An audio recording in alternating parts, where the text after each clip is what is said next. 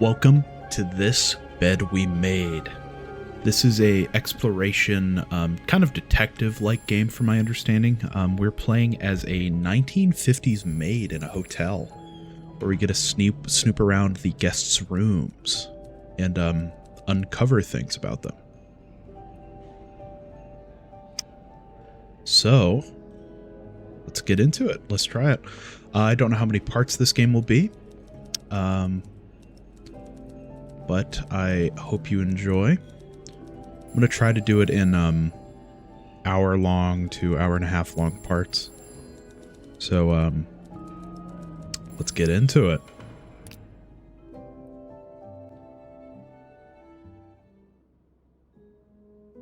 It takes account of all your actions, including the ones you decide not to take. These choices will determine your fate and the fate of others around you. Proceed with caution. Ooh, okay. Always love a good detective game. My personal favorite is LA Noire, kind of obvious choice on a detective aspect. Classic noir.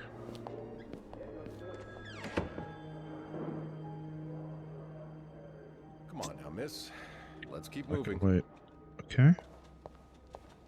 A very limited looking.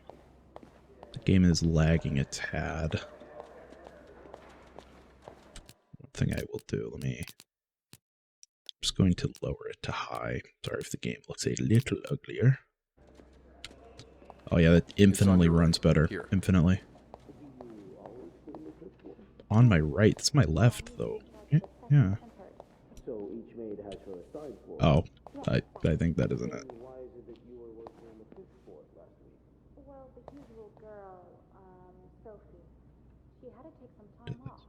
So Linda, that's her governess, asked me to cover. Okay, so there's invisible walls. Does this man look familiar to you?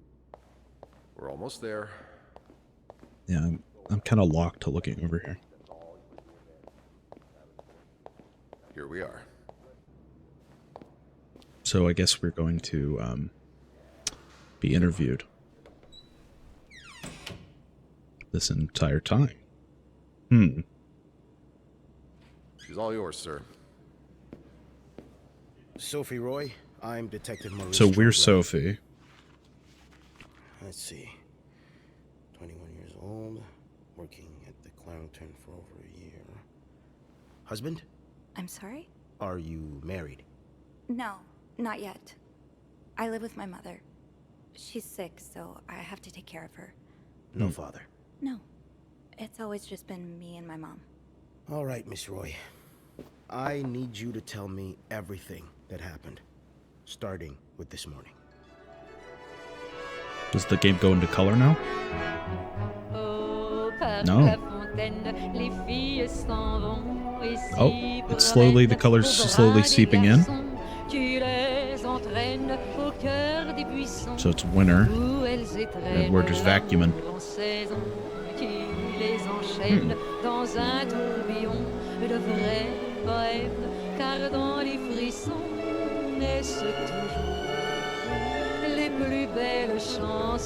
So this bed we made, there it is.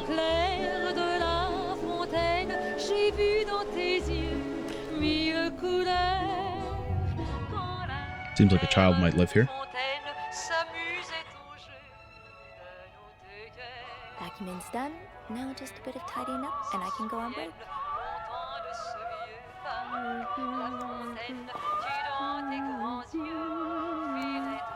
I'm guessing you've seen better days, but you're obviously still important to someone.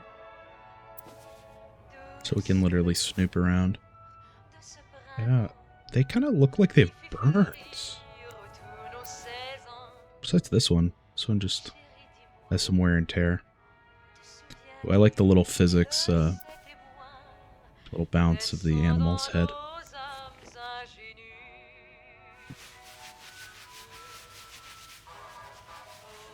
Does it tell us when it's clean? Good Oh. enough. Maybe. Alright, so we have to make the bed. Oh, you can... I assume you can just leave it. Nothing like a well-made bed. A bed's not complete without its pillow. What's this, a letter? That's a lot of money to owe. Just what did you get yourself involved in? You know me. You know my family. You've had a seat at our bar since the day we opened in 49. You're more than a friend to us. You're practically family. And while friends are polite to each other, family deserves more. Family deserves honesty. And as such, I want to be as direct as possible in letting you know you're down to your last chance. The $8,380 you owe us, plus 25% interest, is now 8 months overdue. My patience has worn thin. This isn't like one of your unpaid bar tabs. You came to us for help, and help always comes at a price. We've opened our pockets to you time and time again. All you've done is taken advantage of our goodwill and generosity. We'll come over in person to make out our collection tomorrow. We'll be bringing along the boys so we can sit down here and have a little chat. But just so you know, they aren't too good with words. Oh.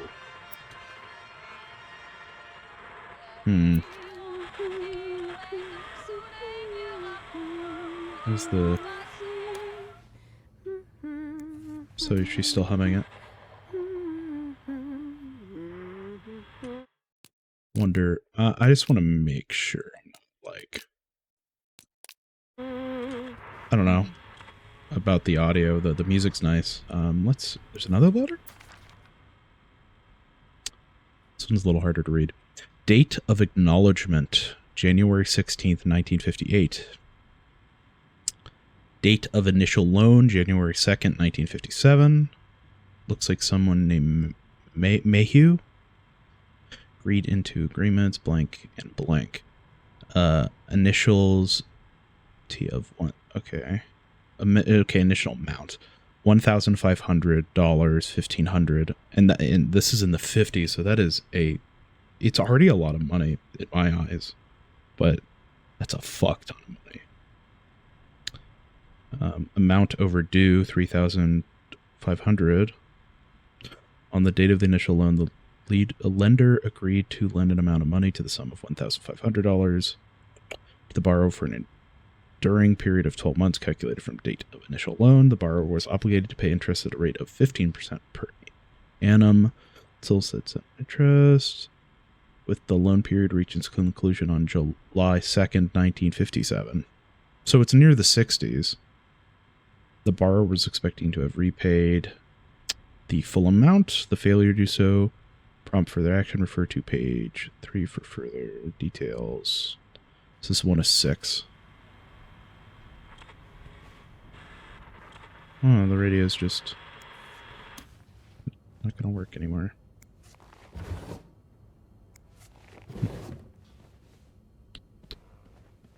Another letter. We're very much snooping. Dear Mr. and Mrs. Mapleson. So I assume we're in the Mapleson's room. Regretful as we are to have resort to these lines of communication, our client and your neighbor, the owner of 8832nd Street, has been ultimately evasive of our many attempts to reach out and collect our due dates. Specifically, amount owed to us into the sum of $1,904.75. We had given us little recourse but to contact him through those in close physical proximity to him in the hopes they can deliver a message on our behalf. We have little desire to serve you and the other fine citizens of 32nd Street, but our business may bring us back to your neighborhood. If it is not resolved quickly, the help of your kind committee would be greatly appreciated for us and certainly for your neighbor. Kindly, Lucky Coin Financing. It's a lot about debt. Let's get that garbage out. What do we got here? Okay, so a menu. Some good chocolate milk. I think I saw at the bottom there, or the backside. Let's pick up the pillow, put it on the bed.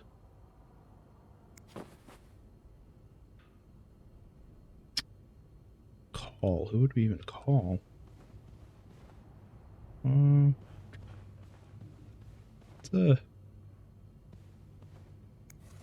You It's brought dirty. your own mug? Well, I guess ours aren't quite as complimentary. Best dad. Hmm. Okay, let's in the bathroom. What is that? I can't. Is that a tie? Oh, that's a shoehorn. Wait, why is it? The window's covered? Or the mirror, sorry, not window. Why is the mirror covered? That's really weird.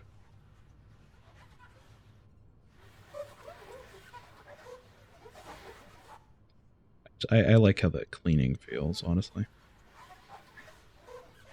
And voila. Good as new. Gotta clean the toilets. Why is there a towel over it? That's strange. Please clean this room. Do not disturb. They didn't put it, so they don't get a choice in the matter.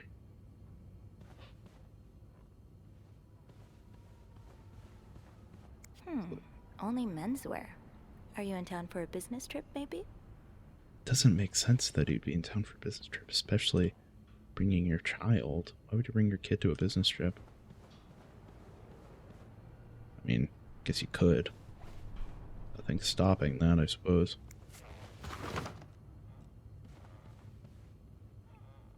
I love those kind of flat caps. Can't I? Isn't it letting me clean this?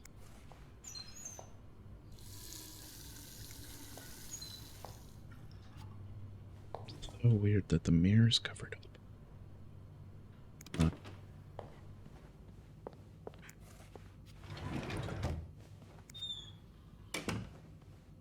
This is always my fear whenever I go to a hotel or a motel.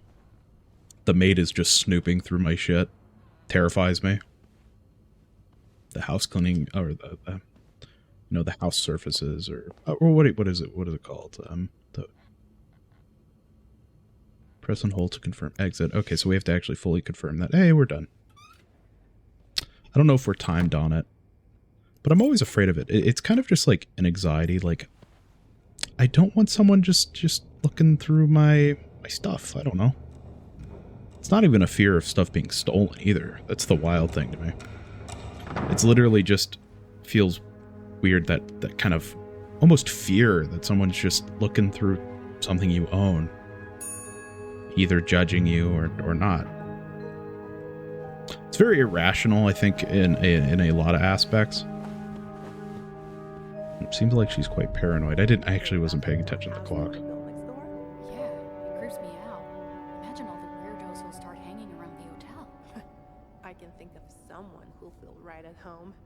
Look at her, always glued to that gossip magazine. Do you think she has any real friends? Or is it just Gracie, Joan, and Marilyn? Well, when your own life is that dull, you need to get your excitement somewhere. What assholes. They're like saying this blatantly out loud. Did you see Rebecca come in this morning? She was wearing the same clothes. Don't you think you're overreacting? Those are assholes. This is exactly the kind of behavior Linda warned me about. So Wendy. Sophie speaking. Hey, it's Beth. Do you think you could come up real quick? Sure. I'll be right there. You're right, you shouldn't. No, I realize I didn't want. Jacques. I was so in love with Or Jacob. I don't know how you would actually say that. Key.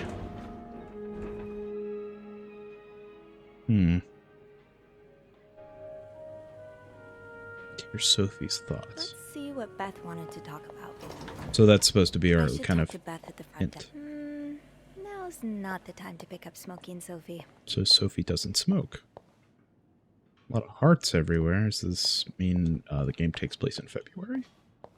Close to the actual, to almost, yeah, look, Valentine's. We're very close to February.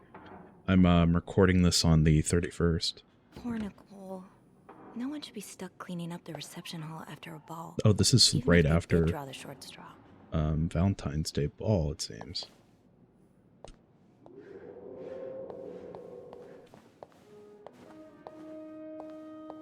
Hey, Beth. So we're talking to Beth. Hey there. So, who's sleeping? Sleep... what? You were whispering just now on the phone, so I thought maybe Eugene or Bobby were napping in the break room again. Oh, yeah, no. It's Jacques and Wendy. They were, So Jacques. in the middle of something. Ugh, it's so awkward when they start making out like no one's watching. Get a room. We literally work in a hotel. Undialogued and selected.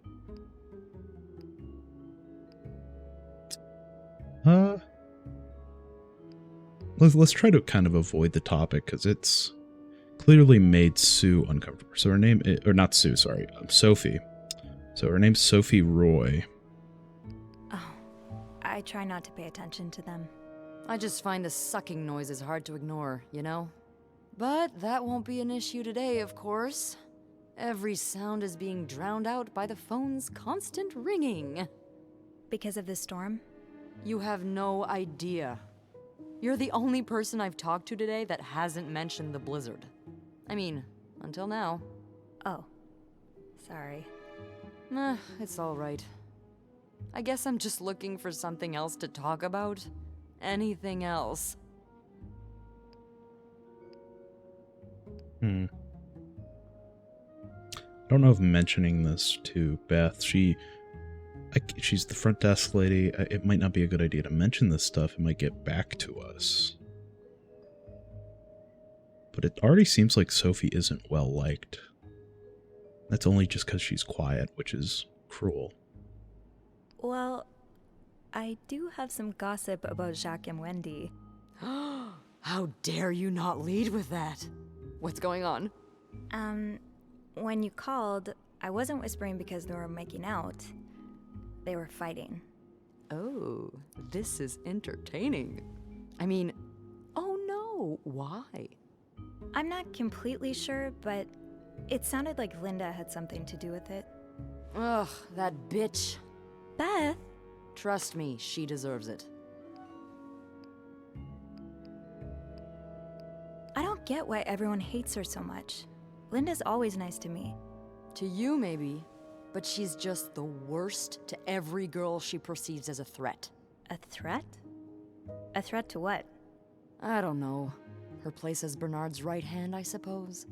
So, you're saying I'm not a threat? I'm not saying that. I'm saying Linda thinks that. But that's her mistake. I know there's more to you than meets the eye. Oh. Thanks. So, you said you needed me? My help, I mean. Oh, right. Wanna guess why? Did you see a mouse again? You make it sound like that would be no big deal. It would. Wouldn't it? Well, what if it was a rat? Didn't you tell me you were raised on a farm? Those little creatures shouldn't scare you. Ugh, that doesn't make them any less disgusting. So, is there one or not? No, no rodent is involved, thank God. A nice gentleman decided it was time to redesign the lobby and helped us by knocking over that vase on his way out of the hotel. That's it? I would do it myself, but the last time I tried to leave the front desk, Bernard emerged from his lair to scold me about procedures and whatnot. Well, we can't have the beauty of the Clarington Hotel take absence from her throne, can we? Oh, the people would riot. Bernard especially. Bernard's hardly the people. So Bernard's Anyway, the boss, it seems. I have to get back to work. There's a mop in the supply closet next to Bernard's office, I think. Thanks. I'll see you around. So yeah, he's the manager. Le Petit Regal. Chocolate mousse cake. Maybe Bobby wouldn't mind sneaking me a slice. So she has a journal. Bernard would have both our heads. Chapters. So Beth has been the hotel's receptionist for as long as I can remember. In fact, hers was the first face that welcomed me when I took my first step into the Clarington. She knows this place like the back of her hand. Beth can be fiery, which doesn't win her much love from Bernard. but most guests adore her for her magnetic personality. And that's something Bernard can plainly see.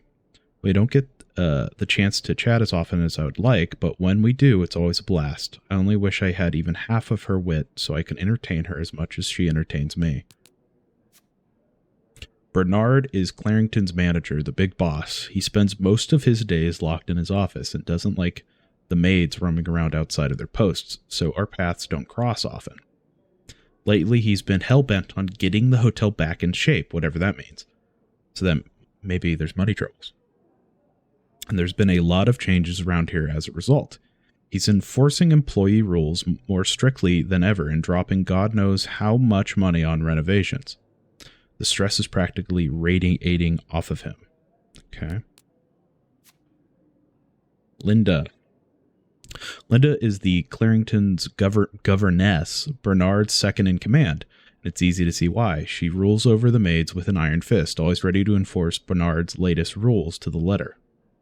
Most of them hate her for this, but my feelings are a bit more mixed. For whatever reason, she seems to have a soft spot for me. The same can't be said for Wendy, unfortunately. It's like she's made it her life's mission to break up Wendy and Jacques' relationship, and I'm worried that her latest efforts may have succeeded. Wendy. Wendy is a waitress at the hotel's restaurant. She and her best friend, Yvette, or Yvette, I think it's Yvette, were hired together, and they used to be inseparable until 3 or 4 months ago. It's no coincidence that this was around the time Wendy started dating Jacques, the bellboy, to whom she's now happily engaged. That is, depending on who you ask. Linda seems to think that Wendy is the Clarington's resident flirt. Sure, she's popular with guests and collects the most tips by far, but I've always chalked that up to the same thing that has drawn me to her. That warm smile that just radiates kindness. Linda's not convinced, though, and seems to have taken it upon herself to expose Wendy for who she really is. Right. Jealous much? Jacques. Not positive how to pronounce that accurately. Apologies for butchering it. Is one of the Clarington's bellboys. I don't know much about him. He's even more shy than I am, barely looking up at guests when carrying their luggage. People like us just need someone to bring us out of our shells. And apparently for Jacques, that person is Wendy. He's like a completely different person around her. He lights up, laughs, and even cracks jokes. I was so happy that he found Wendy, and even happier when he proposed. They're like the Clarington's own, very own Janet and Tony. Don't know the reference, I apologize. But it seems their engagement is in peril thanks to Linda's meddling. Stay strong, Jacques. Don't fall for her manipulations. I'll mention this mention about how he's shy around people and he needs someone to bring him out of their shell, same as Sophie. I can relate to that heavily. I'm very much like that. I need people to bring me out of my shell. I'm quite a reserved, quiet person in most situations. And the point I'm bringing this up is I can relate quite a bit to this. So hopefully Jacques is not a bad person. Hopefully, I don't think Sophie is either, but we don't know. I mean, we did make her snoop through someone's belongings, so kind of a negative point to her. Bobby is the head chef in the Clarington's kitchen. He takes care of all the restaurant orders and the meals ordered through room service. I love walking by the kitchen doors any chance I get just to enjoy the smells of whatever Bobby's cooking up. But linger too long and you'll get an earful, or worse. I do not want to spend another afternoon cleaning macaroni out of my hair. So family, Mom. Mom always means well, but life hasn't dealt her the best hand of cards. She doesn't talk to me very much about her time as a nurse during the war, but I've always wondered what kind of person she was before that harrowing chapter of her life. It's just the two of us at home. Mom's bad luck had bad luck with keeping jobs, and she finds it hard to be around people, so she stays home most of the time. At least she's never missed an episode of The Wild Orchard. On her good days, she can manage on her own, but on her bad days, well, I do my best to be there for her. Sounds like maybe she has some PTSD or back in the day, shell shock. Dad left when I was 2 years old. Haven't heard from him since. Mom doesn't say much, so I stopped asking. Let's see. Haunted hotel. Some days I'm convinced the Clarington is haunted. It's not that I believe in ghosts normally, but there has been too many incidents for me to rule out the possibility completely. Just this morning, I was waiting for the elevator on the 5th floor when I heard a loud bang behind me.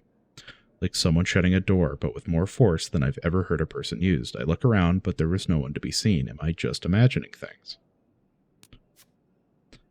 Trouble in Paradise. I overheard Wendy and Jacques arguing in the break room. From the sound of it, Linda got to Jacques' head and convinced him that Wendy was flirting with some of the guests. I couldn't believe it. Anyone who's been around them for more than a minute could see how much Wendy loves Jacques. She would never do that to him. Beth's banter. Even if it's only a few minutes out of my day, my chats with Beth are always a highlight. She called me to clean a mess made by one of our guests, which gave us a chance to catch up. I didn't think I've met someone who can make conversation seem so effortless. Beth has a witty response for everything. It's too bad maids aren't usually allowed in the lobby. Chatting with her every day would be a great way to start my morning. Okay. We've read through the journal. Okay, let's get that mop from the supply closet. And we gotta get a mop. We're probably going to run into Bernard if I had to guess, so we get to see. Leaving luggage in the lobby? Are you trying to get Bernard to kill you? Gonna see an asshole. Linda, There he is. Wendy's great at her job. Guests absolutely love her and... Not just guests, apparently. Oh, God damn it, Linda! I only like her because guests like her. Making sure guests are happy is my job, after all. You don't seem to care whether I'm happy. Listen, if Wendy Does this game take place in France? Story, but I can't just fire her without good reason. What if she stirred up trouble among the staff? Would that be a good reason? Curiosity killed the cat. Oh, Andrew, hi. I'm sorry, I was just... Spying on our manager? No, I heard something, and I... Hey. It's okay, I'm just pulling your leg. I'm sorry I scared you. I'm not used to having people around me while I work. Yeah, you're always working alone up there, aren't you? I actually think it's the first time I've seen you down in the lobby. Don't tell me you've been sent to clean up after the Valentine's Day ball.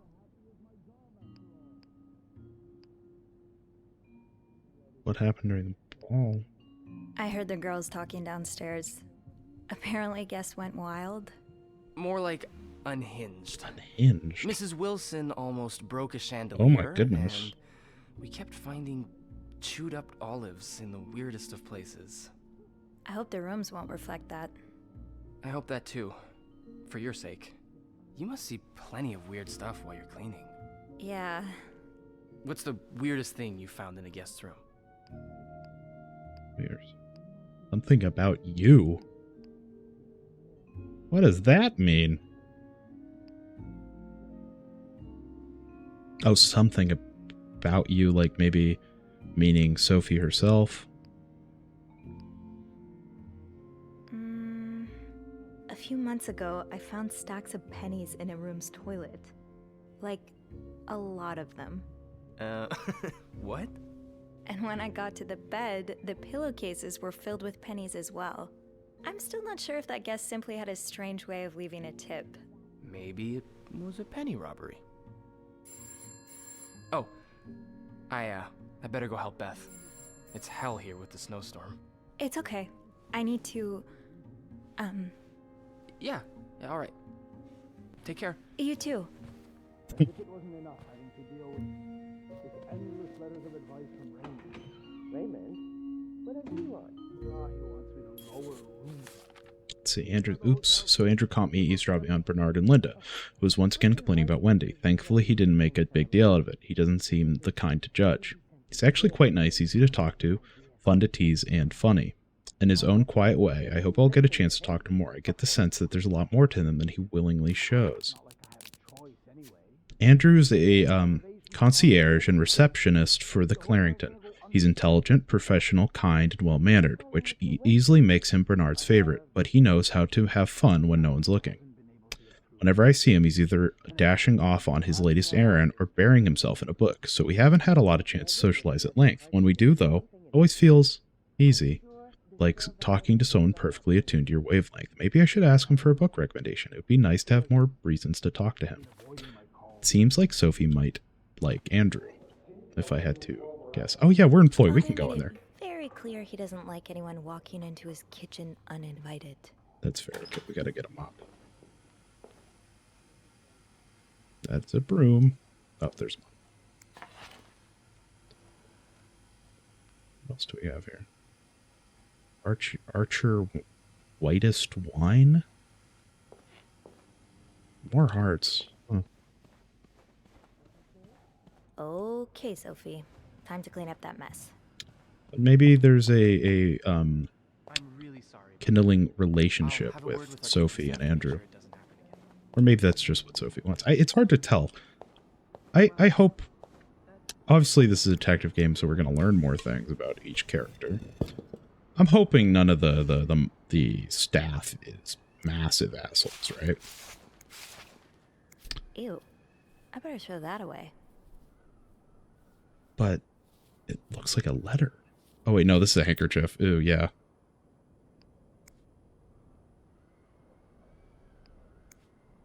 Wait, I have to confirm that? That's a little weird.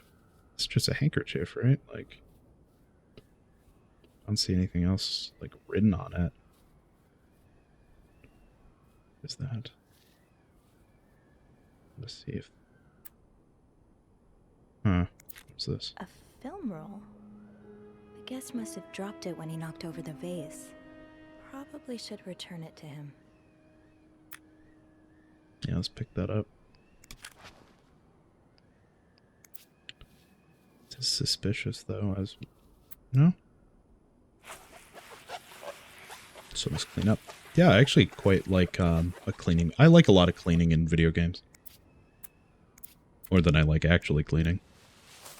Now I just put the leaves back in the vase, and it'll be like nothing ever happened. Maybe Beth remembers who knocked over the vase. He'll want his film roll back. Okay, I'll clean the mess. I found a roll. I'm on the ground. I'm guessing whoever knocked over the vase must have dropped it. With Beth's help, maybe I can figure out who it belongs to, and return it to their room. We usually keep lost items at the front desk, but bringing it back myself would only take a few minutes out of my day. Might put me a few steps closer to Employee of the Month. So she wants to be Employee of the Month, it seems. So, we will speak with Beth. I understand, Mr. Ramsey. I wish I could make the snowstorm disappear. I really do, but sadly, that's not within my power. Beth, who knocked over that vase? Mr. Spade. Mr. Spade? Well, I can check with the airport and let you know when flights resume. Until then... Yes, I know. You've said that already. But... no, that's very unlikely. Beth said the guest was a Mr. Spade. The film roll probably... So, which room are you staying in, Mr. Spade? Clue selection. Okay. So that's... So, Mr. Ramsey was the one that was talking. Well, for that, you'd have to returns talk to next my month. manager's manager. Would you like to contact him? Flight canceled. Train canceled. Sadly, he doesn't Switched to 501. If you know what I mean. Yes? No, that's not it. I So figured. first I suggest Call finding a to nice little cancel. corner where you can kneel down, Train all right? canceled. Then you So we have to clasp look for your a... hands Oh, together Spade. and think There's really Spade. hard about just Let's how see if much there's you want any... the snowstorm to end. It may help to S. repeat his Spade. name, too. Room 505. Great. That's on my floor. I can return that film roll without going out of my way. Making fun of you, sir. I should go to the 5th floor to return Mr. Spade's film roll. Oh, we have the mop still. Might as well clean that up while we're here.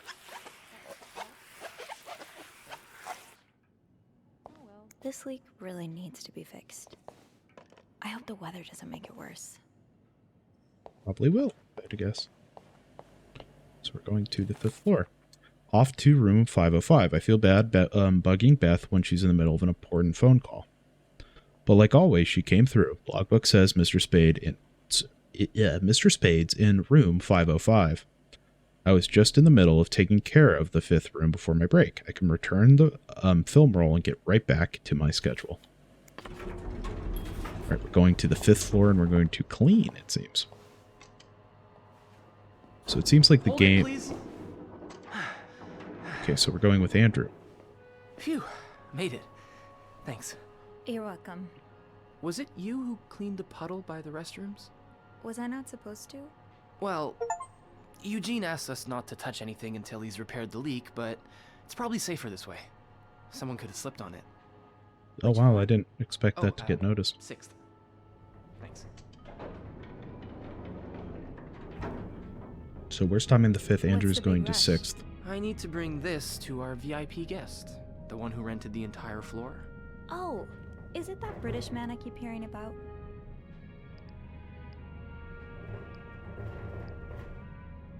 The girls have been complaining about him ever since he arrived.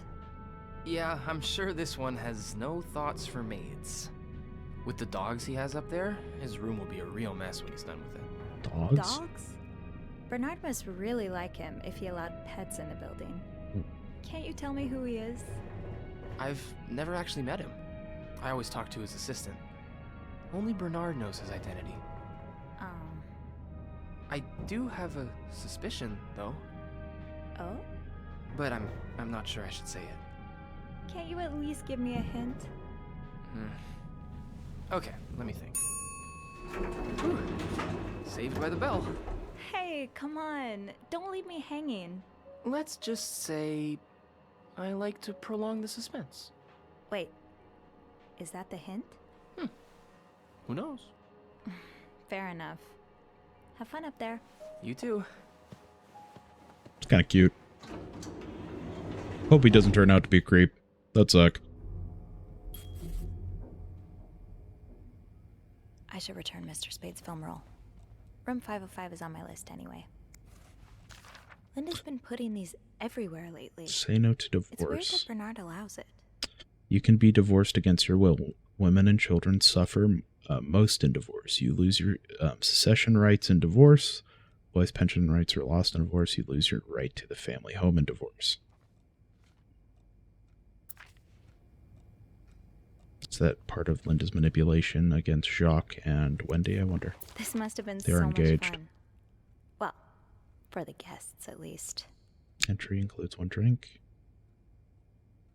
Door prizes and best dress contest. I haven't danced since Grandma's 70th. She definitely upstaged me.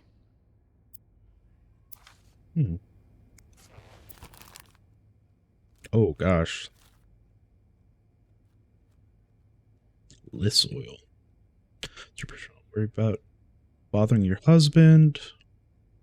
Soil has been endorsed more than 60 years by scientists, medical professionals, and many other men who have women's hygiene at heart.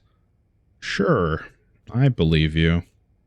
19 arrested in deviant raid. Or deviate raid? Okay, Montreal. So we're in Montreal. So we're in Canada.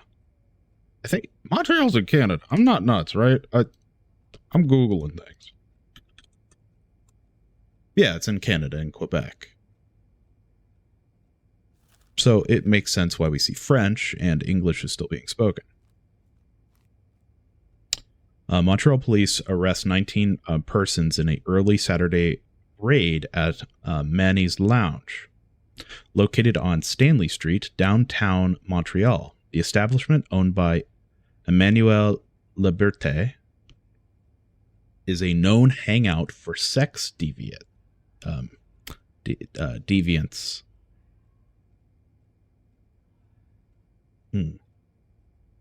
School principals, parents, and fellow teachers should prevent such people from being in close contact with the youngsters, he said. It's everyone's responsibility to protect their children. Lieutenant Gilbeau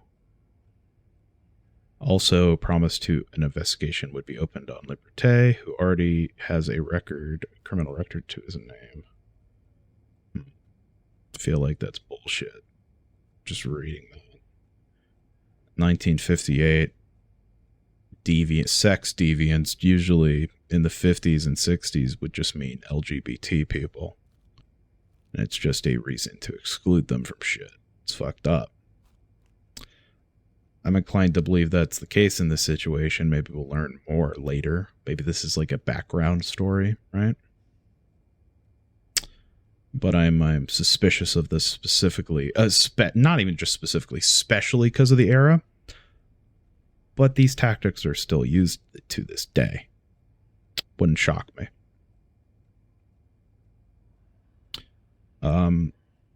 Because it talks about criminal record, liberté, but it does not say what what the crime is. That could mean many things, like he jaywalked or some shit and he got arrested, or he accidentally got into an accident, or DUI. It could mean many things.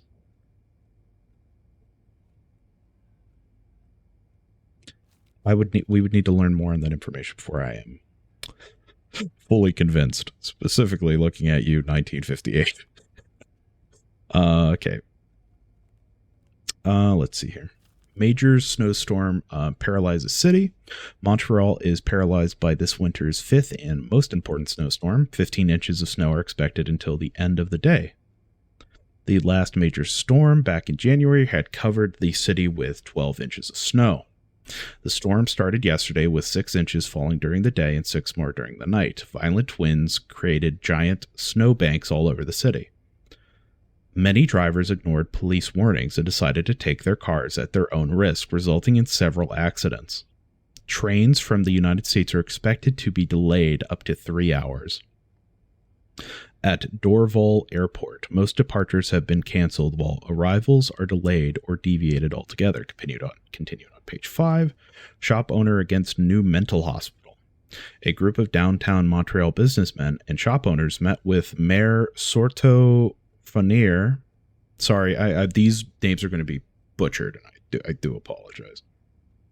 On Dorchester Boulevard, William Weston, manager of Weston's department store, says he and his group will fight tooth and nail to prevent the hospital's construction. Will our customers feel safe to come downtown for their shopping needs, knowing there are lunatics next door, he said. Now, that's shit that really bothers me. That annoys me. So for context, for people who might not know, I study a lot of psychology. I have a degree in psychology. So I study psych stuff, and I have some amount of knowledge on history of this kind of shit. Fuck you, William Weston. That's fucked up to even say.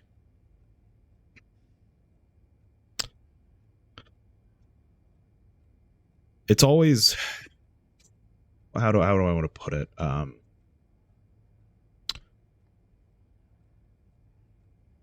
I feel like people always say they want to help mentally ill people or people with a lot of these kind of issues, but as soon as it affects their daily life, they want to stop helping all of a sudden because they don't want to just see people hurt, or not hurt. They don't want to see the people. What is it? They want to be seen but not heard. And that kind of just pisses me off. Say it's a similar concept with the homeless, where cities put up anti-homeless traps or spikes at parks to stop homeless people from sleeping on park benches or on curbs, instead of just funding like housing for the homeless or homeless shelters. They fund that shit.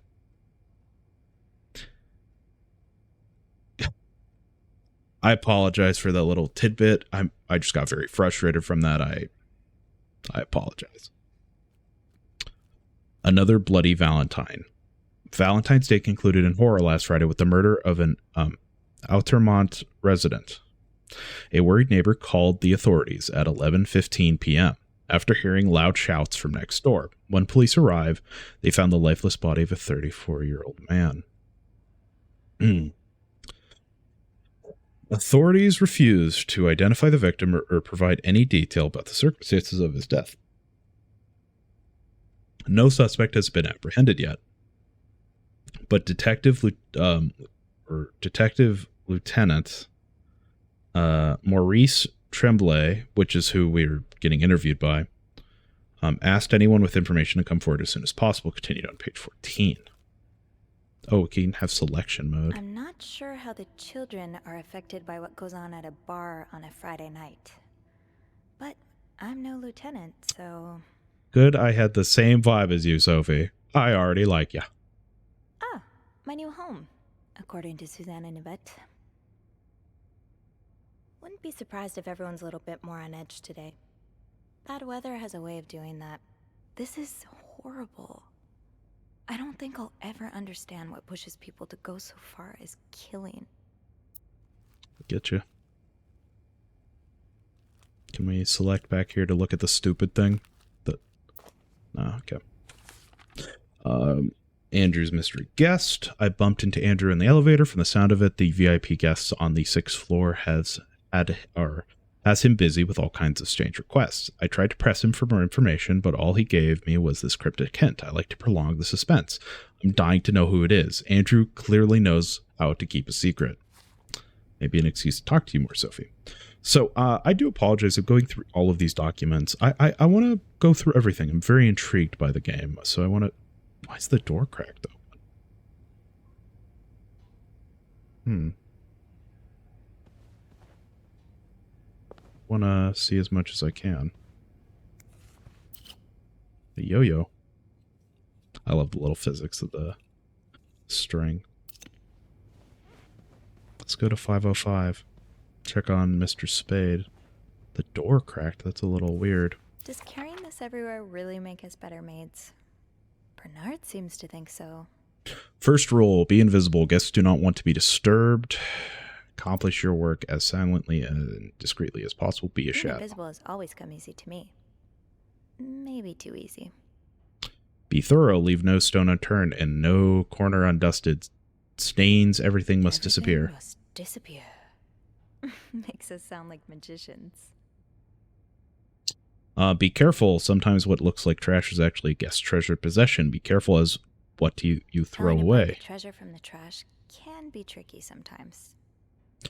Partial cleaning. Bathroom. Clean mirror, toilet, and bath. Bring used towels to cart. Put clean towels on shelf. Replace toilet paper roll if necessary. Empty garbage can. Throw away trash.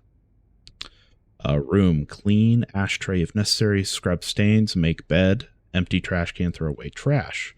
Complete cleaning. Bathroom and room. Repeat partial cleaning duties. Vacuum every floor. Dust every surface. Change bed sheets. Note, your governess may ask you to perform other related duties at any moment. Okay. Got here. Oh, these just have the rooms we got to do. So partial and 507, we're not cleaning it all. I'm sure I'll find more laundry to add to the pile. Going into 505. It's weird that it's open.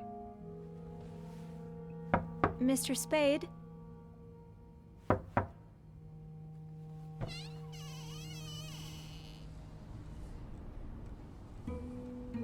Mr. Spade? Is the door open? Is that more film canisters? Yeah, a bunch of them.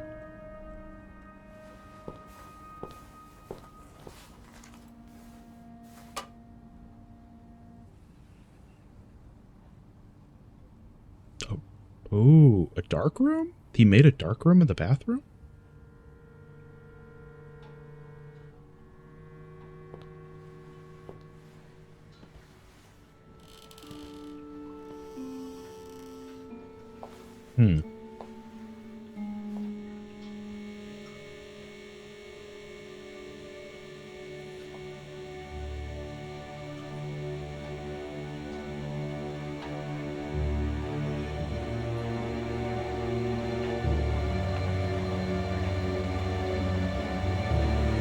Is that Sophie?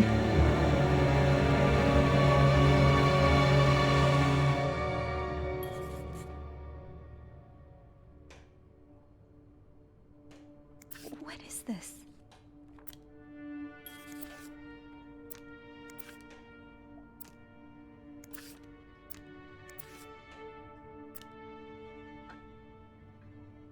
I feel like us throwing this away is bad. Evidence that we are here is bad.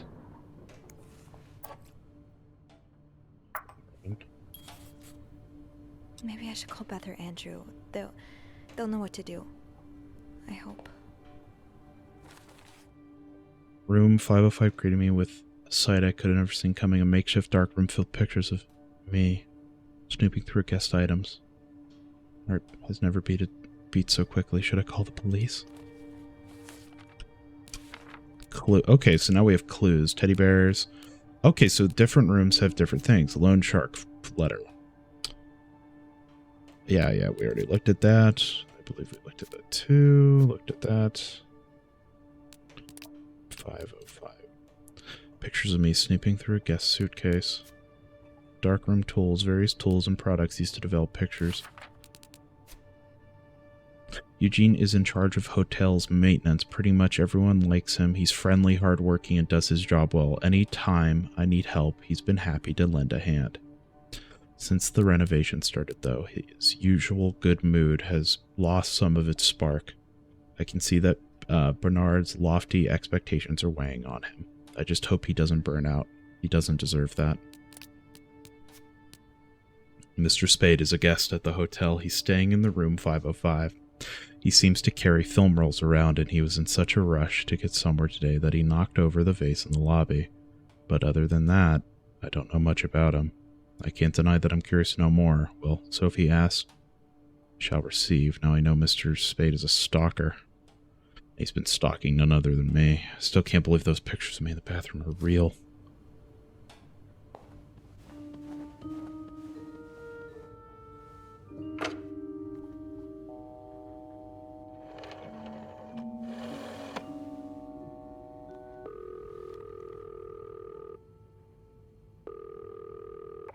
Clarington Hotel reception desk, Beth speaking. What can I do for you on this very fine day?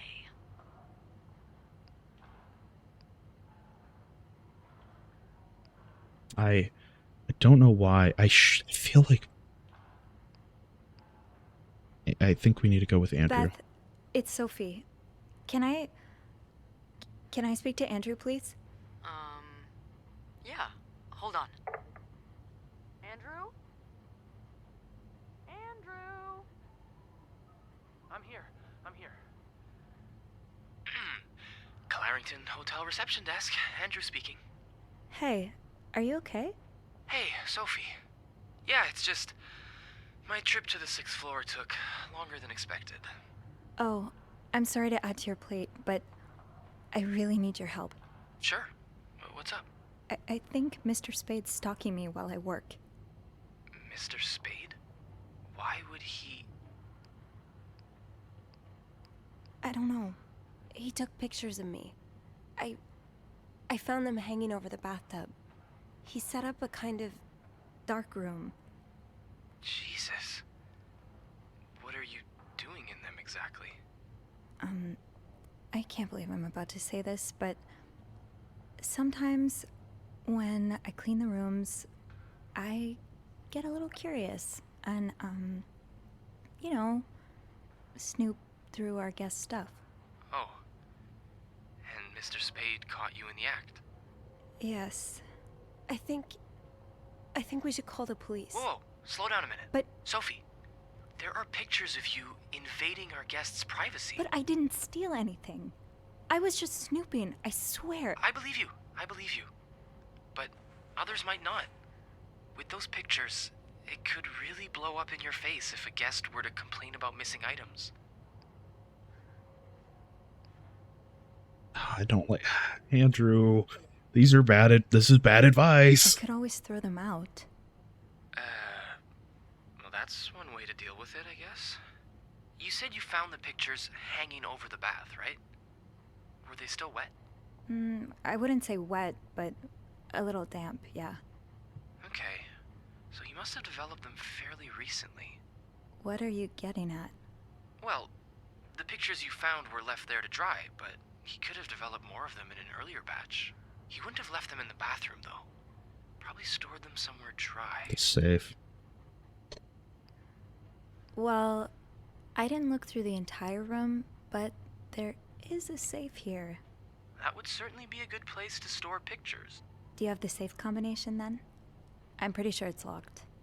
Maybe I can... Give me a sec.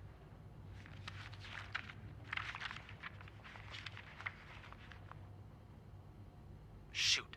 What? Bad news is, I can't find the combination list. Good news is, we can probably do without it. Most guests write their code down to make sure they don't forget it. So, say you wanted to look for it, I could keep an eye out and call you if I see our mysterious photographer return. Okay. Yeah. Thank you. No problem. Oh, and Andrew? Yes? Please keep this between us. Of course. Don't worry about that.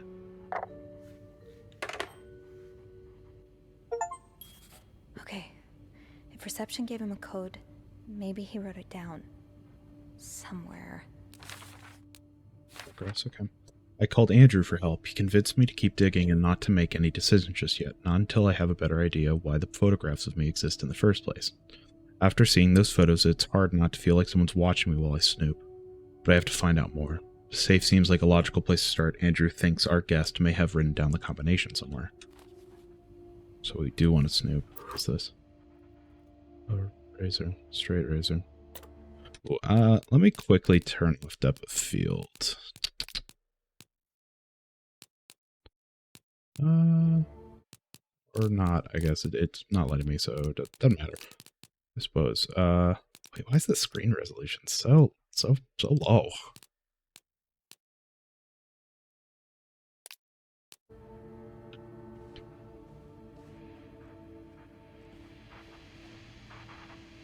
What the fuck?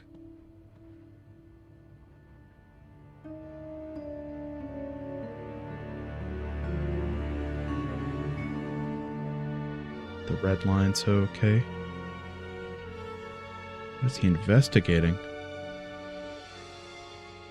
What the fuck are you, Mr. Spade? Special occasion, wedding, funeral? The oratory. I just went there for the first time and... God, it's been years, hasn't it? Capital of worship to St. Joseph.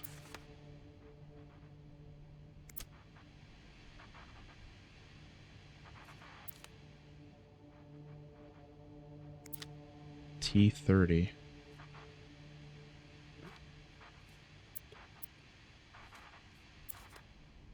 Trying this out is... I remember this sale. I picked up that new winter jacket for Mom. Shit. Harry's diner, too. Were we ever there at the same time? You didn't strike me as much of a doodler. God. This feels like violating.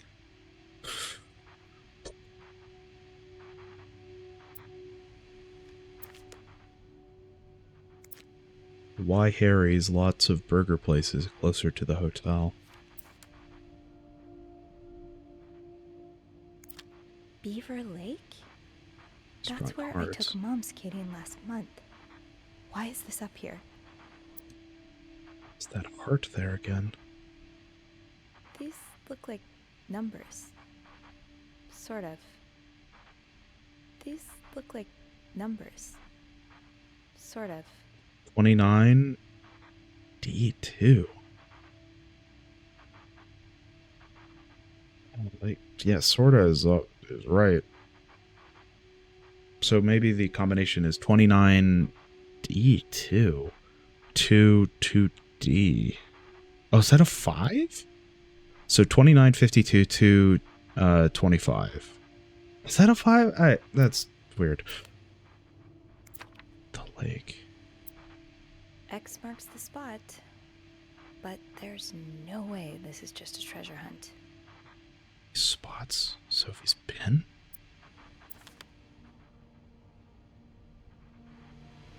Morgan.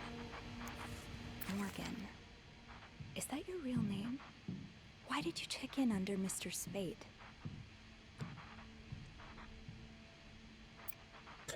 Dear Mr. Morgan, you have to stop writing to this address. Lindsay died 2 years ago. I do not know what happened between the two of you, but please let us grieve in peace. Thank you, Lindsay's mother. Lindsay. Did something happened between the two of you before she died? Almost looks like there's tears on it.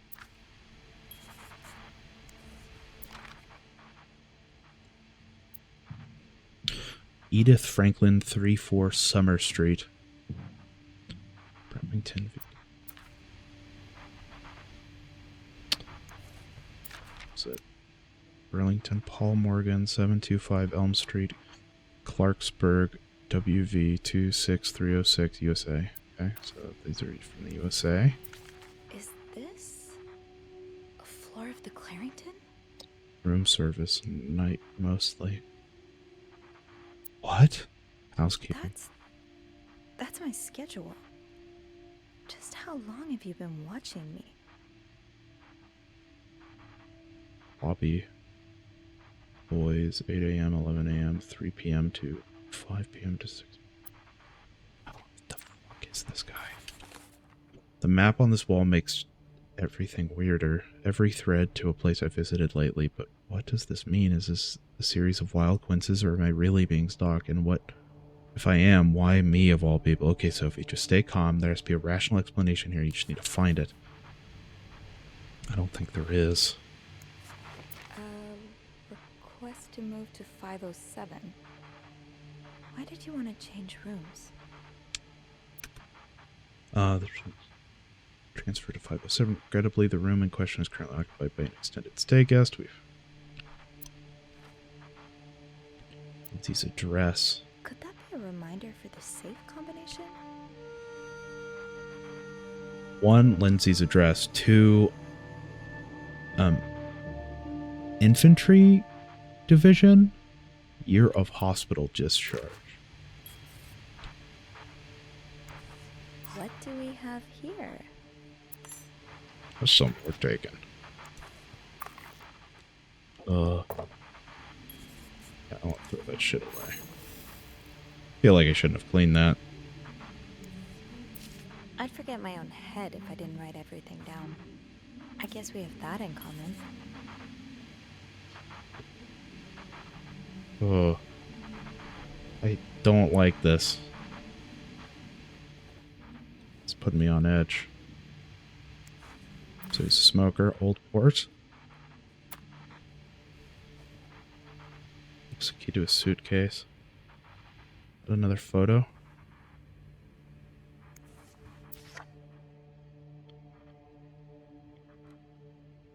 "99th Infantry Division, Belgium, November 1944.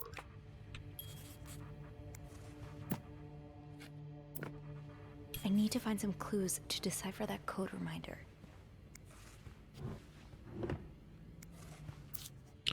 You're pawning off your possessions?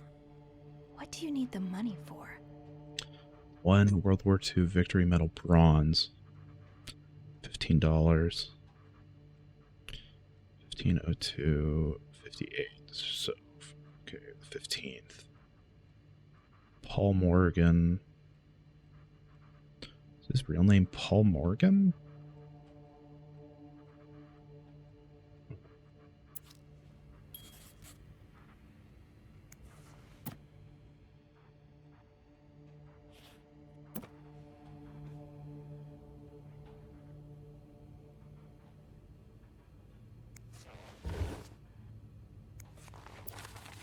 That's rough.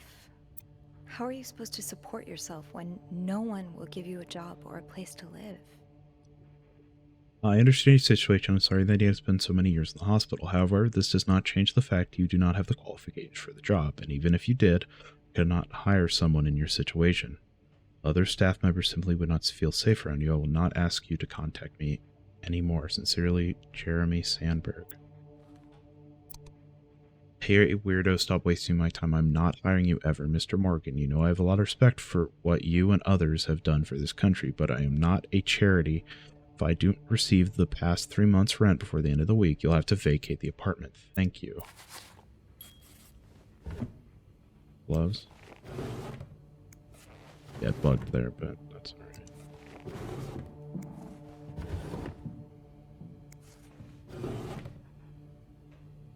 Footsteps really put me on edge. Do not forget to buy more film. So he's forgetful.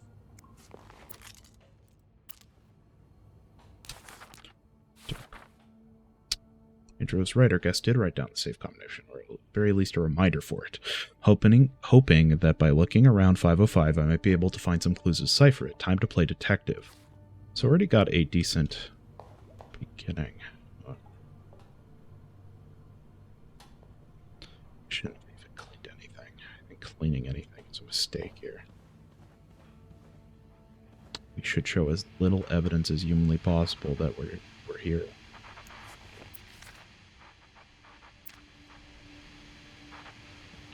Watching us, maybe? He would know we would be here. My paranoia kind of is off the charts now.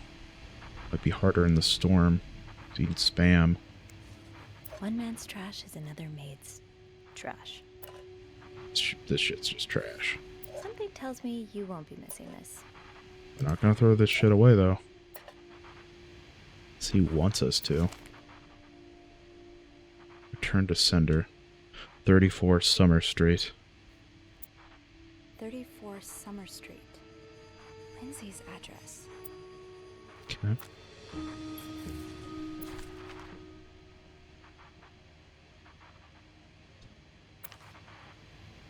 So Lindsay died. So what else do we need? Year of hospital discharge. I don't think we saw that.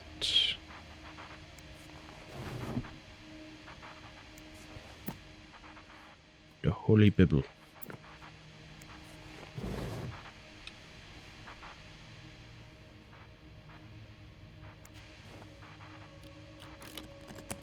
See if maybe there's photos in here. There's purposely empty. All 42. You spent 10 years in a psychiatric hospital. And it looks like you left with a long list of diagnoses and prescriptions. This is anxiety, neurosis, character disorder, chronic insomnia, short-term memory loss. Character disorder? I don't know the history of that. I'm actually curious. Character disorder is a personality disorder condition. People with seeing themselves and reacting to others in ways that cause problems.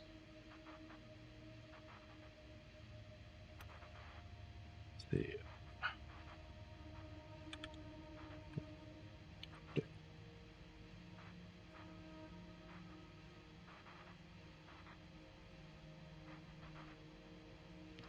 Character disorders include 10 specific diagnoses: paranoia, schizoid, antisocial, obsessive compulsive, and narcissistic. So character could represent that he is he's obsessed with Sophia. He's this doesn't seem paranoid though, because has all this shit. No, I don't know. It could be schizoid and could be anti-social for sure. Let's see. Date of discharge, 1957. 57. 57. Sorry, I'm kind of focusing on the actual diagnoses because I find that interesting. Patient initially admitted for nervous breakdown. Patient displayed erratic behavior and mood swings, occasionally aggressive. Patient non-responsive to shock treatment, neither insulin nor electric. Patient condition improved after new medication. Reprobate 400 milligrams daily. Bartopol 50 milligrams as may be required. Oh, excuse me. I'm sorry, I'm kind of trying to alt-tab because I'm curious. I want to look into this stuff because I find it really interesting. This is stuff that I find really intriguing. Mental health issues. So, metoprolate is a drug, can treat tension, anxiety, and nervousness. And it is a big thing about this. I want to see what kind of drug it is. There's a different categorization for a lot of anxiety medicine. And if I had a theory just based off of that name alone, this might be, oh, what is it called?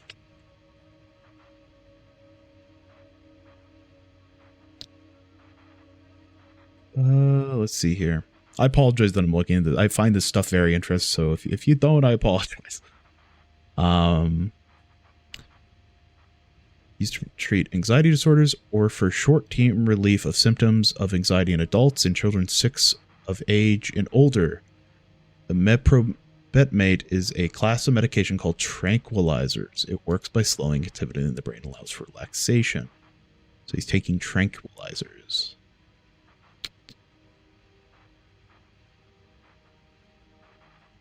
He's taking medication.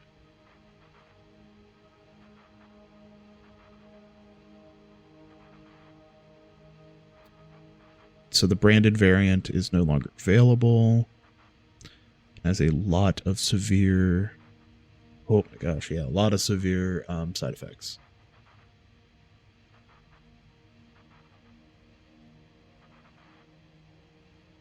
It was first made available in the 1950s. It is now rarely used. Usually, anxiety medicines from that time are incredibly dangerous, and they had a lot of issues. If I remember correctly, anxiety medications didn't really become a safe thing to take until about mid-70s, early 80s. Whenever Prozac first came available on the market. So my assumption is this medicine is incredibly dangerous. So, and then phenobarbital, a class drug called barbital or barbiturates. This drug can be used for anti-seizure management, treatments for status insomnia, as well as benzodiazepine and alcohol withdrawal treatment. Okay. Sold under the brand name. It's a medication recommended by the World Health Organization for the treatment of certain types of epilepsy. Epilepsy? Is he epileptic?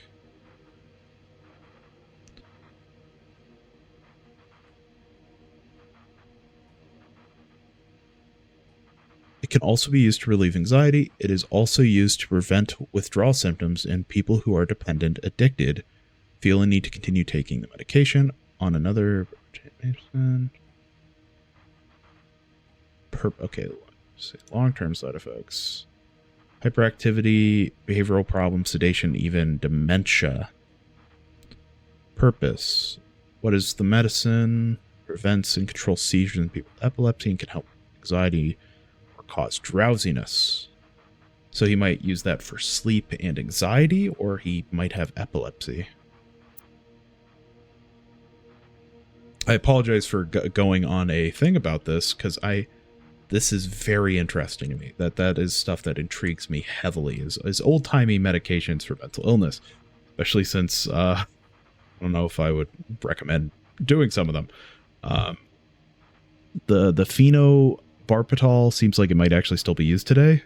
The meprobetmol or mete, I don't know how to pronounce these things, I apologize, seems significantly less used. How would we? Okay, yeah, let's close it. Is that Andrew? Please be Andrew. Is he here? Who? Oh, Mr. Spade? No, he's not. Andrew? You said you'd call if he was coming back to his room. Right. I did, right. Sorry about that. Oh my god, Andrew. I nearly had a heart attack when I heard the phone ring. I'm so sorry, Sophie. I couldn't help but check in. Did you find more pictures of you? No, worse. No, I haven't. But I did find something else. What is it? He's got a kind of yarn map of Montreal on the wall. Whoa, like they have in the movies? What is he tracking?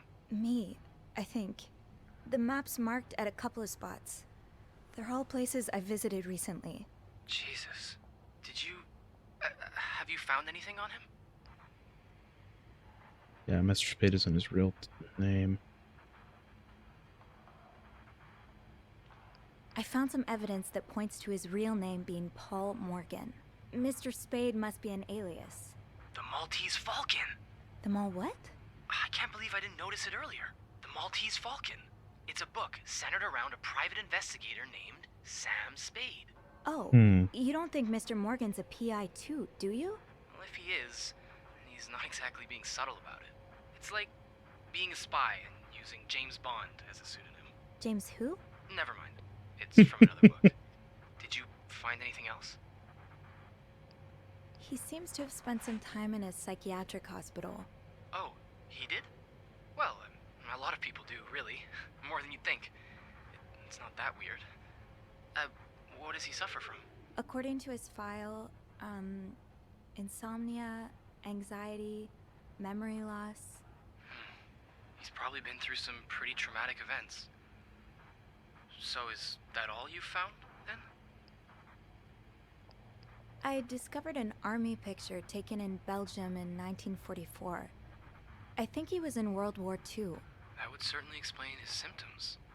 Imagine all the horrors he must have seen. Do you know which division he was in, by any chance? The 99th Infantry, I think. The Battle Babies. The Battle Babies? That's a weird nickname. That's because most of the soldiers in the 99th were inexperienced. Still, they fared well against the Germans. Got medals of honor. This man's a nerd.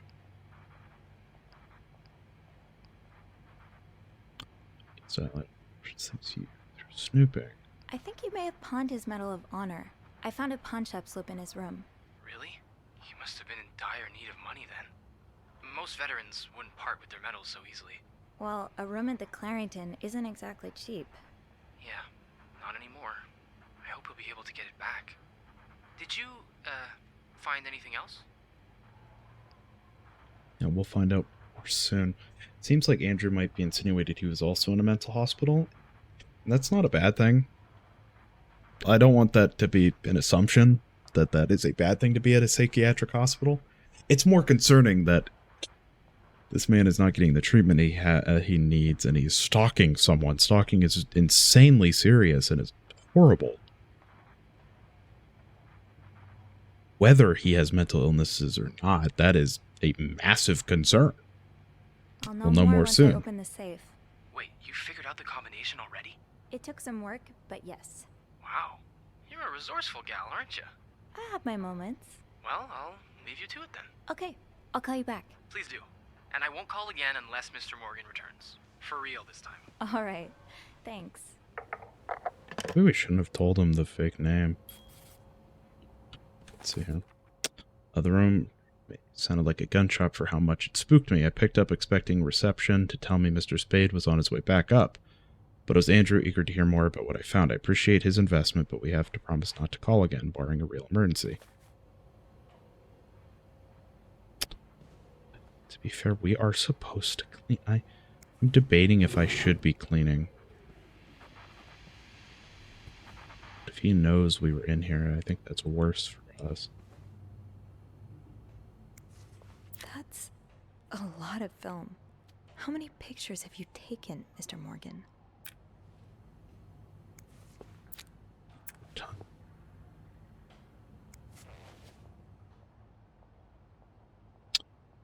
Let's see. We have all the numbers written down in the clues, I believe. Stalking proof.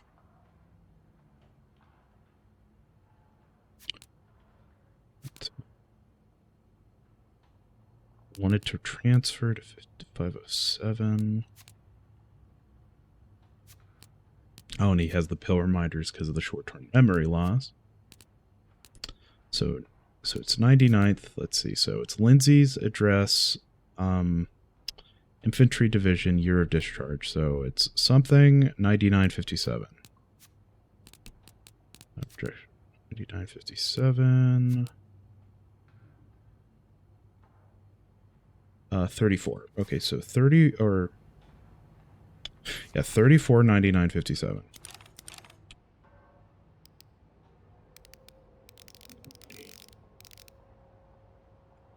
Or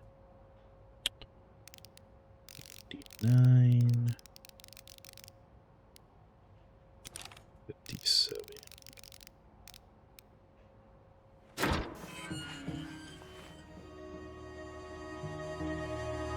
There's a gun.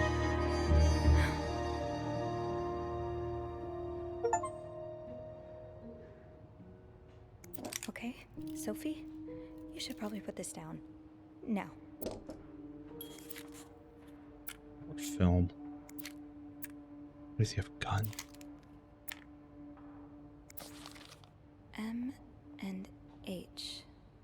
M and H. Who are they? Are they guests here?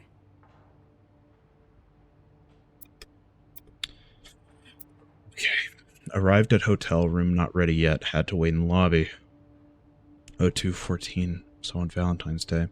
M and H came in both nicely dressed. M was holding a flower bouquet. Heard them talking to the reception, saying how nice the oratory was. Picked up some flyers to find out what oratory they were talking about. 3:10. Room finally ready. No sign of M or H. Decided to unpack and install my setup in the bathroom. 6 p.m. Still no sign of M and H. Probably have gone out again. 8:20 p.m. Finished developing this afternoon's pictures. 11:55. Unable to sleep. Heard weird noises from the corridor. No idea who or what it is. You're going through their trash? You really want to find out what M and H are up to, don't you? So 10:20, M and H arrived at the hotel's restaurant and ate a quick breakfast. 10:35, M and H left the hotel and got into a taxi, tried to follow, but had no money for cab.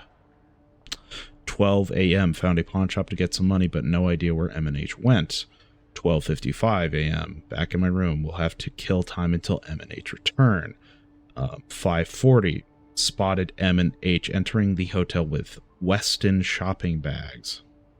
6:10 p.m. found M and H eating at the hotel's restaurant. 6:25 p.m. H left for the the bathroom. M exchanged a few words with a woman and her child. 7 p.m. M and H left the restaurant, probably turning in for the night. While leaving, H emptied pockets in the trash. 7:05 p.m. searched the trash, found a receipt for a place called Harry's Diner with drawings and weird symbols on it. It's okay. Took a coffee break at Harry's Diner, showed pictures of M and H to waitress. Waitress remembered them, said M used to be a regular about 10 years ago. 10 p.m. Back in my room, tried mapping M and H's movements since their arrival in Montreal. 11:40 p.m. Unable to sleep again. Heard someone exiting room 507, but did not hear the elevator. Why are you following them? And who's sneaking out at night? So many questions. So if we're not getting stalked by him, who's stalking us? This M and H character? 10:15 a.m. M and H arrive at the hotel's restaurant for breakfast. 10:45 a.m. M and H left the hotel, got into a taxi, followed them to a place called Mount Royal. 11:30 a.m. M and H went skating on a small frozen lake, fell on the ice while trying to take a picture. H might have seen me. 1:05 p.m. M and H ate at the lounge and left a ticket on the table. Ticket has a weird symbol on it, just like Harry's Diner receipt. 1:30 p.m. M and H decided to leave because of the snowstorm. 2:10 p.m. M and H arrived at the hotel shortly after me. H looked angry. Something had happened during the taxi ride, but what? 5:20 p.m. No sign of M and H since early afternoon. Tonight we will try to find out who's sneaking out at night. Huh. This looks like Beaver Lake. It's Royal.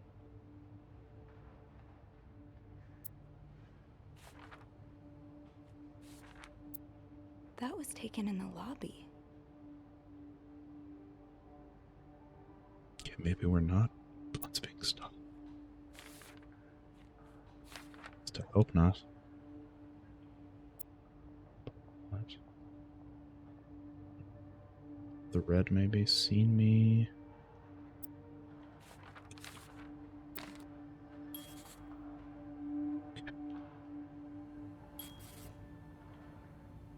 M and H. Maybe Andrew could find them in the logbook.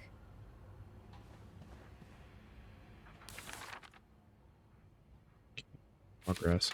It looks like Morgan's stalking doesn't end with me, but also following to the hotel's guest M&H. I can't believe I'm saying this, but I'm grateful he only took pictures of me.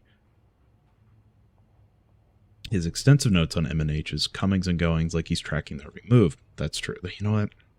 Need to find out who they are and what they have in common. Maybe that will tell me why I'm caught up in all this. Hopefully Andrew can help, or at least tell me the plot of a book similar enough to this and let me know if the heroine makes it out alive. Shit. Let's do ourselves a favor and just close the safe. The gun's slightly harder to get to, the better it is for us. I think looking like we were not here at all will be in our best interest.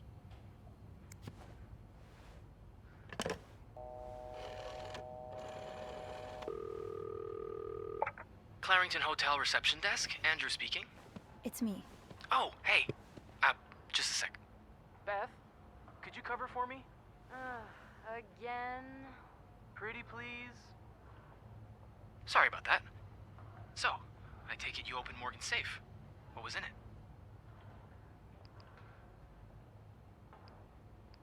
A journal. Oh? Does it say why he's stalking you? No, but it seems he's stalking 2 other people as well. 2 other staff members?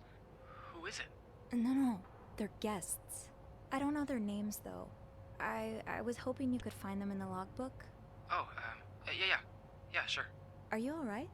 Of course. Sorry. I'll just need some more info to narrow the search. What do you know about This is strange. Maybe those pictures... Maybe he got the wrong film. And that's why he left in a hurry. He noticed the pictures weren't his film. Maybe Andrew's the one stalking us.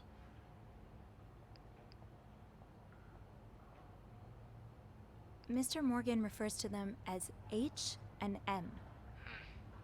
It could be initials, or maybe, I don't know, husband and mistress? Oh, I hadn't thought of that. Yeah, I'll need a little more to go on. From what I can gather, it seems they're together. Okay, so we're probably looking for a room with a double bed then. Do we have a lot of couples at the moment? Well, seeing as last Friday was Valentine's Day. That's a good point. Oh. So yeah, a lot. Wait a minute. There's a couple staying in room 509. Hector and Marcella Cruz. Hector and Marcella. H and M. My thoughts exactly.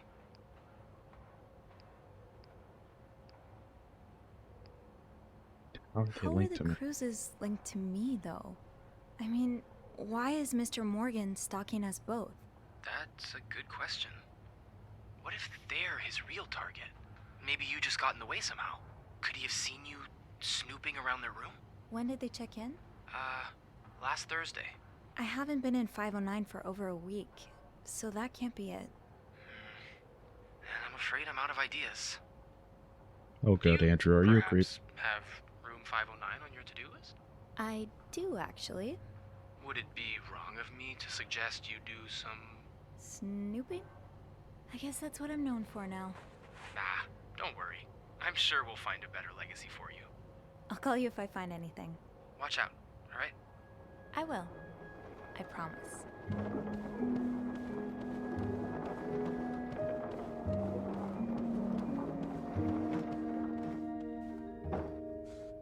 We did not clean that room, like, at all. And I think that is for the best. We did clear out an ashtray on accident. I think cleaning it as less as possible, looking kind of like we didn't I must do have it. forgotten my keys in the break room again. I'll need my keys to enter room 509. I should probably check the break room.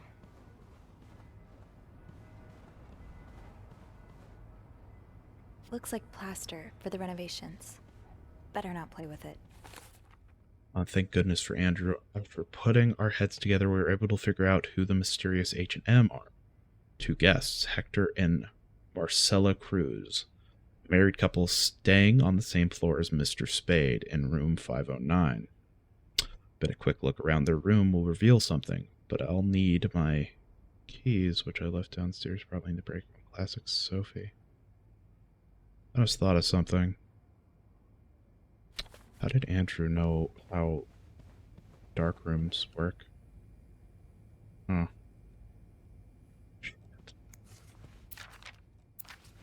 It really might be him. He really might be the actual stalker. And, oh my god, I cleaned it, guys. Look, you can tell. It looks so nice.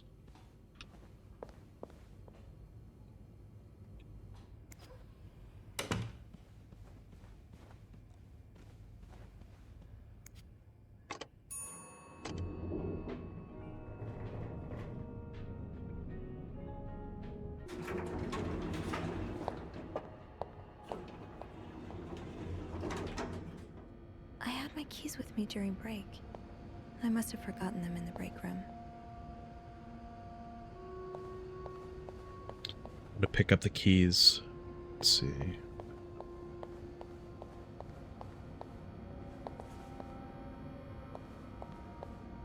Okay, so the break room's here. Shoot, it's locked. I guess I'll have to get Linda's master key instead.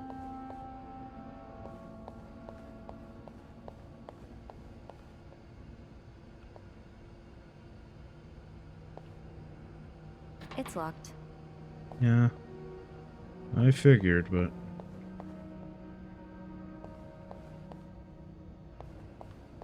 Oh. I don't trust him now. Don't trust him at all. Last I checked, Linda's master key was in the locker room. Oh, okay, there's a straight up locker room. Okay, I didn't realize that. Is this it?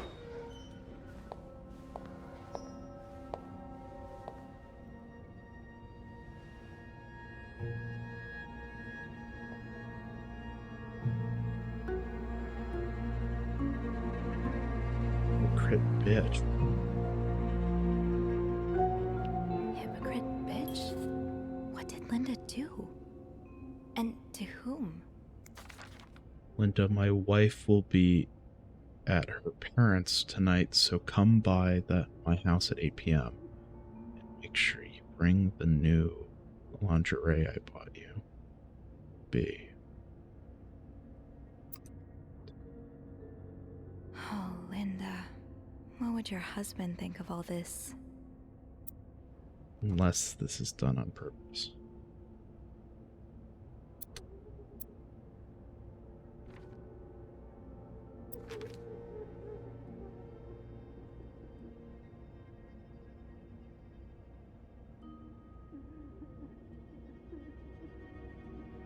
Fine.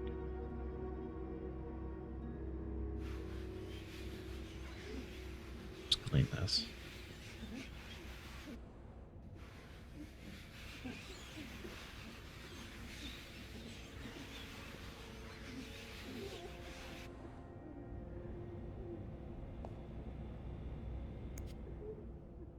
Like she's crying. Tempting, but every penny adds up, Sophie. Oh. I didn't even realize what it was. Linda usually leaves a master key in the women's locker room. Yeah. When retrieving, I found the words hypocrite bitch written in red lipstick on Linda's door. There's a recipe for drama if I've ever seen one. I wonder who's behind it. I'd guess Wendy.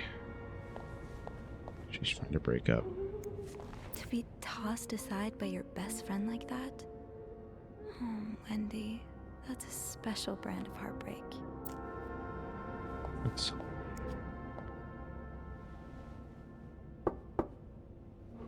What is it? Wendy?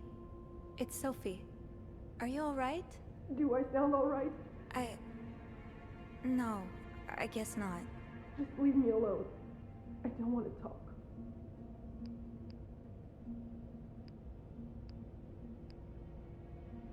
I was in the break room earlier, and, I couldn't help but overhear your argument with Jacques. I'm sorry he let Linda get to his head. He should be trusting you, not her. Yeah, well, I know I wouldn't be your first pick, but I'm here if you need to talk. maybe later. I just can't talk about it. I can't talk about it right now. I'm sorry I was rude. It's okay. Sophie, Yeah? thank you. Or Wendy.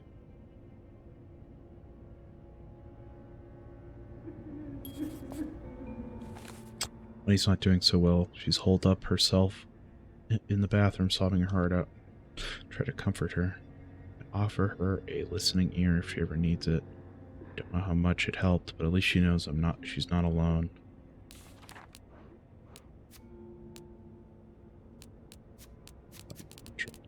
That. Wait, let's see Sophie's.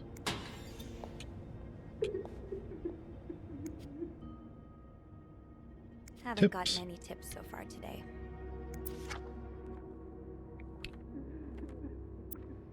I see what you were getting at, Linda. There's always room for improvement, right? Sophie, some guests have mentioned that the room were still a bit messy after you went through them. Knowing you, I wouldn't be surprised if you simply forgot some of your tasks. If that's the case, please consult the chambermaid's guide that was given to you on your first week of work, Linda.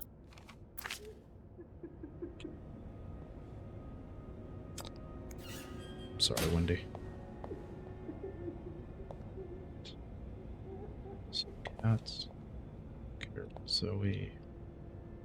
Nicole. Victoria, Beth. Let's not stick around our employees or co-workers. Is that a J or a B? B, okay. And I have a feeling we can guess who that is. I mean, I doubt it's Bobby. But there's Bernard. Linda is having an affair with Bernard, it seems. Linda, you're not even trying to hide the daggers in your eyes. Linda offers Wendy the Employee of the Month Award, January 1958.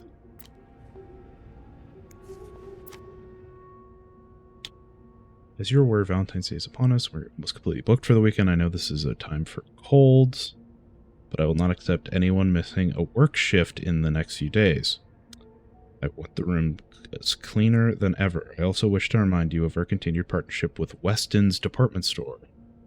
Take every opportunity you have to suggest the store for our guests' shopping needs. Thanks to this partnership, special prizes for Weston's will once again be awarded to our best employee of the month at the end. Best employee at the end of the month. Thank you, Bernard. Tell manager. If there's anyone to be in a book club with, it'd be Andrew. Maybe I should join this. I don't know if I trust them anymore. I got the ick. Mrs. Beaumont seemed perfectly nice to me. The divorce from room 204, the divorcee from 204 has moved to room 507. She wants more sheets again. Sophie, please take care of it. I do not want to speak to people like her. Linda. Oh, with divorcee, is that it? If you see a freak from 505 loitering around the hotel, please tell him to stop. Bernard says he's scaring some of our guests, Linda. Bernard asked me to remind you that we have a very important guest in room 602. Please satisfy any of his needs as quickly as possible and without questions, Linda. Without questions? Message from Bernard. For Valentine's Day, please leave chocolate on the beds of rooms occupied by married couples only. Linda. Okay. That'll do. I'll just have to make sure I don't forget to return it. I should be able to open 509 now. Back to the 5th floor. The master key. Thank goodness Linda keeps a master key in the locker room. In any case of us ever misplaces our own set, I can now unlock room 509. Hopefully, I'll find some answers in there. I'll wait for let's see, Can we just go to the break room and get our key? Right. The master key only unlocks the guests' rooms. I'll have to get my keys later. At least I can get into 509 now. Off limits. Just too many more. Maybe I'm being too paranoid. Yeah, Linda's not exactly, my door's always open, come on in kind of boss. Hey everyone, my name is Carol. Sweet. Just started If I as the wasn't so new bad around new maid. people, This maybe is we my could be first job, friends. and I'm really grateful to be given a chance to work in such a nice hotel. I can't wait to meet all of you. Welcome, Carol. Nobody cares about your aunt. Welcome to our big, happy family, Carol. To the team. Oh, droid here. Okay, what a asshole. Said that.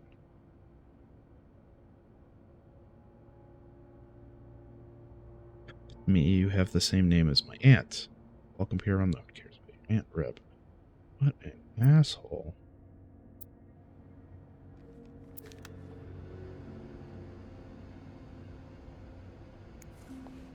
The way things go missing around here, sometimes it feels like the hotel just gobbles things up.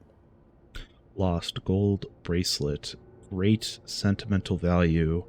If found, please return to Yvette. Or Yvette. Do not forget, use the word guest when talking to or about clients. I'm getting tired of repeating this, Bernard. Fuck you, Bernard.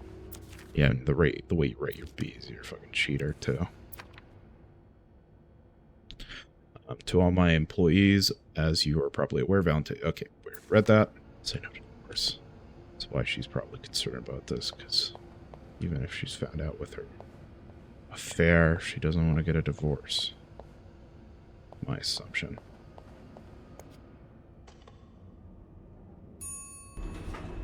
Hey, Sophie. Oh, hey, Andrew. On break already? No, not yet. I have to deliver something to our VIP guest. Again? Yeah, the requests just keep on coming. What about you? Aren't you supposed to be in 509? I'm heading up now. I just had to grab Linda's master key before I could continue our investigation. Ah, gotcha. What a day, huh? Tending to an eccentric VIP guest, discovering, well, what you discovered in 505. Pretty exciting as far as a workday at the Clarington goes. Yeah, that's definitely one way to put it. Who's That's too not chill all, about though. all this,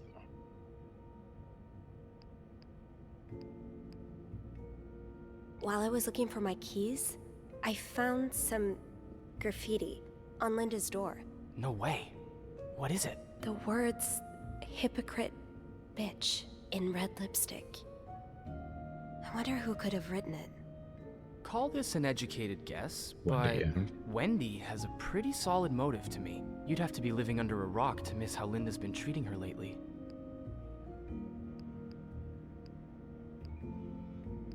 Yeah, Linda's been pretty bad to Wendy. I'm not surprised she snapped. Remember her birthday? Bobby slipped her a slice of cake from the kitchen, and along came Linda to confiscate it, telling Wendy she was doing her a favor. I don't know how Wendy managed to keep her cool. If it had been me, I probably would have burst into tears. Yeah, interpersonal conflict makes for a good read, but in real life it can be a bit much to deal with. You've always been good at staying above it, though. You get along with everyone. Oh. I don't think I get along with everyone, but some people are worth getting friendlier with. Like you. Oh, thanks. I'm glad not everyone around here thinks I'm a complete bore. Wait till Beth hears this. I hope you're not Well, stalking it was nice Sophie, to chat. Andrew. Don't let Please me keep don't you, be though. a stalker. I have to head to maintenance anyway. Maybe Eugene can help me find the product our I want to guest give of you the honor benefit of the is looking doubt, for. mood. Yeah, There are some we both hints got a that lot on give our me some plates ick. today. I'll be ready and waiting for your updates on H&M. Take care. You too.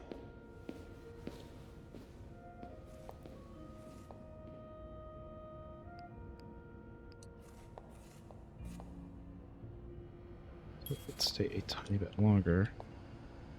It's locked. There's no running. Breaking in, I agree. Bridge was most likely Wendy's doing. I hate to say it, but Linda's given her a cause after all. Let's get this a quick Rebecca's exploration. had her hands full lately. I hope she's doing okay in there. Okay. Oh, Rebecca. Rebecca works in Clarington's laundry room. It's a tough job to do on your own, but she manages to get it done. She's a little withdrawn, which makes her an easy target for some of the other maids, but from what I can tell, she's sweet. I don't know how much I should buy into this, but there is a word among the other maids that there's something going on between her and Bobby. I can't say I would have imagined that pair.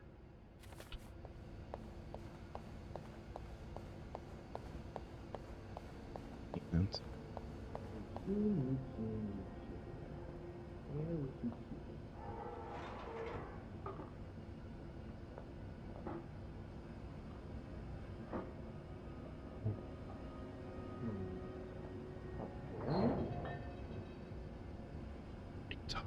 Oh, no, that was a mouse. don't be a stalker, please. That is my preference. Here.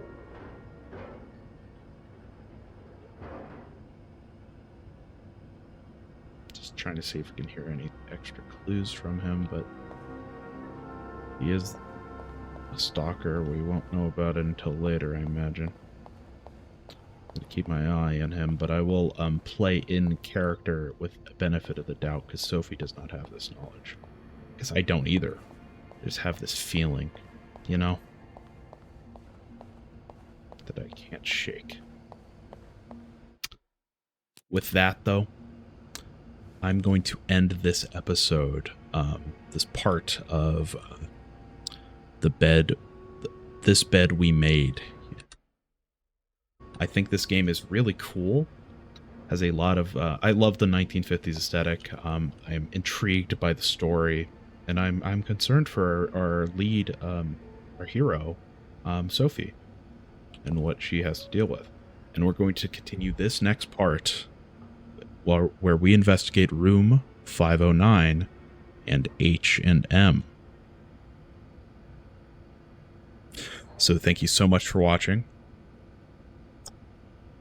If you enjoyed, please like and subscribe. Bye now.